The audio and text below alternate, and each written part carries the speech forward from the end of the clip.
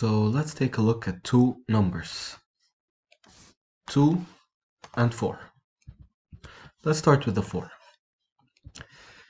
Now, can we separate 4 into two numbers? Well, yes, we can. 4 can be written as 2 times 2. It can also be written as 4 times 1, right? What about the number 2? Can we separate it? Well, we can only write 2 times 1. So, a prime number is a number that can only be separated like this. 2 times 1. There's no other way to separate it.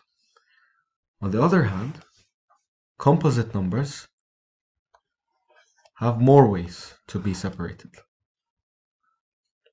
Now, here 4 can be separated into 2 times 2. Not only 4 times 1, but also 2 times 2. But 2 can only be written as 2 times 1. There's no other way. Let's take a look at another example. The number 10. Can we separate the number 10? Yes, we can write it as 5 times 2. Is there another way? Yes. 10 times 1. But this way doesn't do anything. So we were not going to use it. So now we found out that 10 can be separated this way. So it can be separated by numbers that's not the same as 10 and not 1. What I mean by this, here 10 is separated by the number itself, 10, and by 1.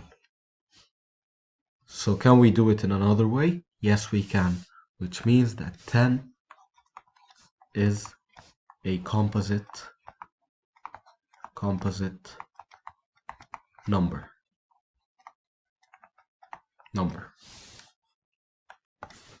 Let's try the number 5. Can we separate the number 5? The only way to separate the number 5 is by writing 5 times 1. And we said we don't need that. We need another way. We don't have another way, which means that 5 is a prime number. This might sound confusing, but we'll work through some examples. Before doing that, let's look at the number 1. Now 1 can be written as 1 times 1. But number 1 is an exception. 1, by definition, is neither prime nor composite. So this is by definition. Whenever we see the number 1, it's neither prime nor composite. Now let's look at the number 20. How can we write the number 20? Let's figure out if it's prime or composite. So we can write the number 20 as 10 times 2. We can also write it as 4 times 5. And of course, 20 times 1. But we said we're not gonna use this. We don't need this. Let's imagine that this doesn't even exist. So we have two ways of separating the number 20, which means that number 20 is composite. Now let's try the number 17. How can we write the number 17? We can write 17 as 17 times 1. And there's no other way. And I already said this, but I'm going to say it again. We don't need this way. We don't want this way. Is there another way of separating 17? No. Which means 17 is prime.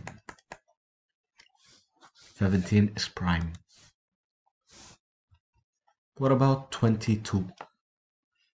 How can we write 22? We can write it as 11 times 2.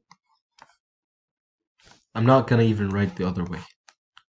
I'm not going to write 11 times, sorry. I'm not going to write 22 times 1. We said we don't want this way. So we don't count this as a way. Okay? So now we only have one way of separating 22. So 22 is composite. Now, these numbers here, 11 and 2, they're called factors. Factors. So the number 11 can reach 22 by multiplying by 2. And the number 2 can also get to 22 by multiplying it by 11. So these numbers are called factors. Again, let's try 15. How can we write 15? We can write it as 5 times 3. And there's no other way. Which means 15 is composite. And 5 and 3